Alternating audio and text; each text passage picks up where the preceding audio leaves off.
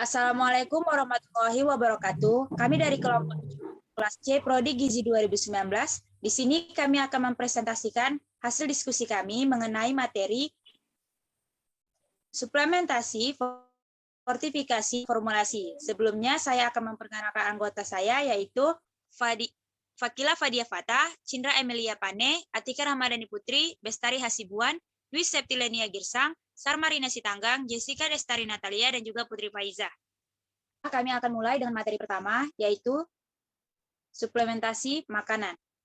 Suplementasi adalah sesuatu yang ditambahkan guna melengkapi atau menggantikan zat gizi yang hilang atau zat gizi yang tidak tercukupi dalam makanan.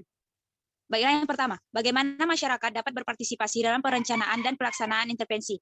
Masyarakat bisa mendapatkan pelayanan suplementasi zat besi berupa tablet FE di puskesmas atau posyandu karena pemberian tablet FE sebanyak 90 butir yang diminum selama periode kehamilan merupakan program pemerintah Indonesia yang bisa didapatkan secara gratis. Sebelumnya, kami di sini membahas suplementasi zat besi pada ibu hamil. Yang kedua, bagaimana seharusnya peserta dipilih? Tidak ada klasifikasi tertentu dalam pemilihan peserta karena suplementasi zat besi tidak hanya diperuntukkan kepada ibu hamil yang mengalami anemia, namun juga sebagai upaya pencegahan untuk menurunkan resiko kejadian anemia pada ibu hamil yang dapat menyebabkan kematian. Yang ketiga, makanan apa yang harus digunakan untuk suplementasi? Suplementasi yang dilakukan sebagai upaya menurunkan angka anemia pada ibu hamil yaitu dengan pemberian suplemen zat besi sebanyak 90 tablet selama trimester ketiga, serta pemenuhan asupan gizi sesuai kebutuhan. Suplemen makanan berupa makanan yang mengandung zat-zat yang dapat meningkatkan penyerapan absorpsi Fe seperti vitamin C pada buah bit, bayam merah, jus jambu, sari kacang hijau, dan juga ubi jalar. Yang keempat, bagaimana seharusnya ukuran suplemen ditentukan? Pemberian suplementasi zat besi pada ibu hamil harus sesuai dosis yang ditentukan berdasarkan hasil pemeriksaan yang dilakukan tenaga kesehatan, serta didukung dengan pemenuhan asupan gizi yang sesuai dengan kebutuhan. Ibu hamil disarankan mengonsumsi makanan seimbang serta mengonsumsi makanan yang mengandung vitamin C, B12, asam folat, dan protein untuk meningkatkan absorpsi Fe. Pertanyaan yang keempat, kapan waktu yang tepat melaksanakan program? Program pemberian suplemen zat besi ini lebih tepat dilakukan setelah trimester kedua pada ibu hamil, sebab pada saat itu mual mulai berkurang. Kemudian tenaga kesehatan juga selalu menganjurkan ibu hamil untuk minum tablet suplemen zat besi secara teratur, tepatnya pada malam hari sebelum tidur.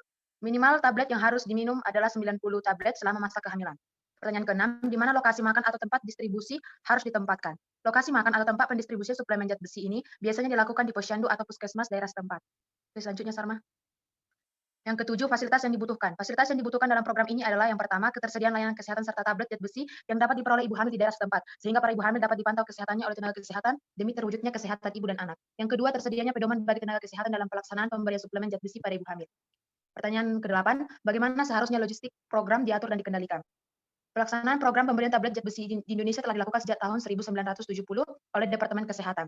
Masalah pendistribusian merupakan faktor utama kurang efektifnya program pemberian tablet tambah darah pada ibu hamil. Suplemen Fe ini dianjurkan dikonsumsi bersama makanan atau minuman yang mengandung vitamin C. Kemudian, agar penyerapan zat besi dalam tubuh lebih baik, selain itu, tenaga kesehatan atau bidan juga harus melakukan pencatatan, pelaporan, serta pemantauan program pemberian suplemen zat besi ini untuk mengetahui pencapaian target pemberian suplemen dan pengendalian anemia pada ibu hamil. Yang ke-9, bagaimana biaya program dihitung? Karena program pemberian tablet tambah darah ini merupakan program pemerintah, sehingga tidak ada biaya yang harus dihitung atau gratis. Program ini bisa didapatkan di puskesmas atau posyandu terdekat. Yang ke-10, bagaimana efektivitasnya diukur? Efektivitas penanggulangan dihitung dengan cara yang pertama, menghitung jumlah ibu hamil yang tertangani. Yang kedua, menghitung waktu rata-rata dalam masing-masing kegiatan penelitian alternatif. Yang ketiga, mengukur HB darah ibu hamil untuk setiap alternatif. Selanjutnya kami akan membahas materi formulasi makanan. Baik, pertama kami akan membahas pengertian formulasi. Formulasi adalah proses pembuatan bahan baku pangan atau olahan menjadi produk jadi yang dapat dipertanggungjawabkan dalam upaya perbaikan keadaan kesehatan. Di sini akan kami membahas formula biskuit yang diformulasi khusus dengan vitamin dan mineral bagi makanan tambahan balita. Yang pertama, bagaimana seharusnya kandungan gizi dari makanan diformulasi? Yang diformulasikan ditentukan. Kandungan gizi dari makanan yang diformulasikan dapat ditentukan dengan melihat situasi atau kondisi yang sedang terjadi dalam upaya perbaikan gizi masyarakat. Misalnya itu seperti pembuatan formula biskuit tinggi kalori untuk balita gizi buruk yang diperkaya dengan kandungan vitamin dan mineral yang dibutuhkan oleh sasaran dengan pembuatan formula tersebut. Yang kedua, bahan baku apa yang akan direkomendasikan? Formulasi makanan tambahan untuk balita sudah banyak beredar dengan bahan baku yang ditawarkan itu seperti berbahan baku serelia, umbi-umbian, bahan sumber pati, kacang-kacangan, biji-bijian yang mengandung minyak, susu, ikan, daging, unggas, dan buah, atau makanan lain yang sesuai dengan Kemenkes 2017. Yang ketiga, bagaimana bentuk makanan yang diformulasikan akan yang dipilih. Makanan yang telah diformulasi dibentuk menjadi biskuit dengan formulasi khusus dan difortifikasi dengan vitamin dan mineral agar mempermudah bayi atau balita dalam mengkonsumsinya. Biskuit ini dibuat dan digunakan bersama dengan makanan pendamping ASI. Next. Bagaimana penerimaan konsumen akan diukur? Makanan tambahan diberikan kepada ibu si bayi atau balita yang datang ke posyandu selama 3 bulan berturut-turut.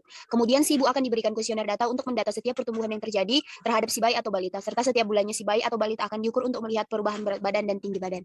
Kelima, bagaimana seharusnya makanan formulasi didistribusikan, dipromosikan, dan ditentukan harganya. Untuk pendistribusian, setelah makanan tambahan diterima, petugas puskesmas membuat tanda terima, kemudian bukti penerimaan tersebut diserahkan ke pihak pengirim barang dan tebusan dikirim ke Dinas Kesehatan Provinsi, Kabupaten, atau Kota. Kemudian penanggung jawab gudang puskesmas melakukan pencatatan dan pelaporan administrasi gudang, yaitu dengan membuat surat bukti barang masuk SBBM, SBBK, dan KPB. Kemudian puskesmas mengirim makanan tambahan ke sasaran melalui posyandu atau pelayanan melalui bidan desa ataupun kader. Yang kemudian kader atau bidan desa tersebut mendistribusikan makanan tambahan ke sasaran dan mencatat jumlah makanan tambahan yang telah didistribusikan. Untuk promosi makanan tambahannya, tenaga yang bertanggung jawab atas terlaksananya program pemberian makanan tambahan anak balita adalah petugas gizi di puskesmas. Sarana yang digunakan yaitu kartu pencatatan dan formulir pelaporan setiap penimbangan ibu balita sasaran program pemberian makanan tambahan anak balita, membawa kartu menuju sehat atau KMS setiap pengambilan paket. Dan kemudian metode pemberian paket balita diberikan secara langsung di puskesmas kepada sasaran program setiap bulan sekali selama 3 bulan, dan penjelasan atau pengarahan kepada ibu. Untuk penentuan harganya, ketersediaan dana, baik dinas kesehatan maupun puskesmas pada prinsipnya tidak terkendala karena tersedia dana daerah maupun dana bantuan operasional kesehatan BOK bersumber dana APBN. Next.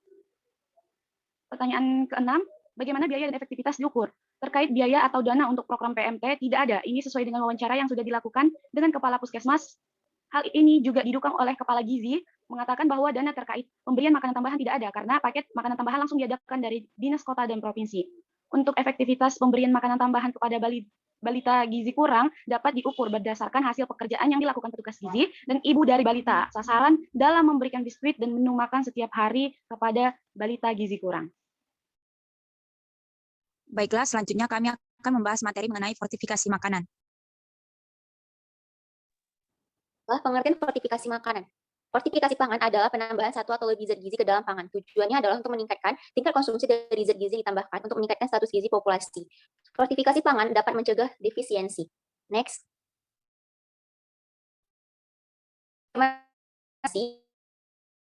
Masalah kesehatan yang sangat penting. Kekurangan vitamin A dapat berpengaruh terhadap fungsi tubuh, antara lain sistem imun, penglihatan, sistem reproduksi.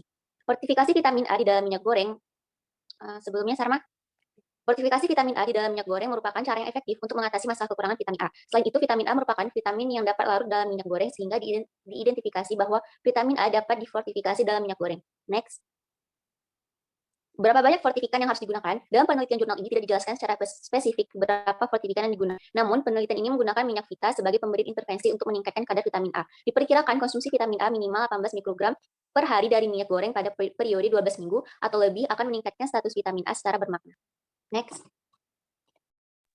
Faktor-faktor apa yang harus dipertimbangkan dalam memilih bahan pangan pembawa untuk fortifikan? Menurut jurnal, faktor yang harus dipertimbangkan sebagai bahan yang akan membawa fortifikan yang adalah minyak goreng. Pertama, akan yang paling menggoreng. Yang kedua, produksi minyak goreng tersedia. Ketiga, vitamin A larut dalam lemak sehingga dapat terdistribusi secara. Apa alternatif untuk fortifikan yang harus dipertimbangkan? Pada jurnal, fortifikan yang digunakan adalah vitamin A. Jadi alternatif pemilihan fortifikan diusahakan pangan yang diambil vitamin A-nya adalah pangan yang kaya akan vitamin A dan memiliki harga murah agar harga minyak nantinya dapat dijangkau oleh masyarakat menengah ke bawah. Lanjut, bagaimana biaya dan efektivitas diukur? Dalam jurnal dijelaskan bahwa program fortifikasi minyak goreng dengan vitamin A lebih efektif dibandingkan dengan program suplementasi. Suplementasi merupakan program yang cukup mahal, dengan kata lain bahwa biaya program fortifikasi lebih murah dibandingkan program suplementasi. Efektivitas program fortifikasi minyak dengan vitamin A terhadap perubahan status vitamin A anak sekolah harus memenuhi paling tidak 2 syarat, yaitu konsumsi dalam jumlah dan dalam waktu yang cukup lama untuk memperbaiki status vitamin A di dalam darah. Untuk mengetahui konsumsi minyak vitamin A, perlu diketahui ketersediaan minyak vita dan tingkat penggunaan dan besar konsumsi minyak vita tersebut di tingkat rumah tangga, sehingga dapat diperkirakan besar konsumsi minyak per anggota rumah tangga. Baiklah, terima kasih kepada teman anggota kelompok yang telah menyampaikan materi, dan juga terima kasih kepada teman-teman yang telah menonton video ini. Semoga video ini dapat bermanfaat bagi kita semua. Wassalamualaikum warahmatullahi wabarakatuh.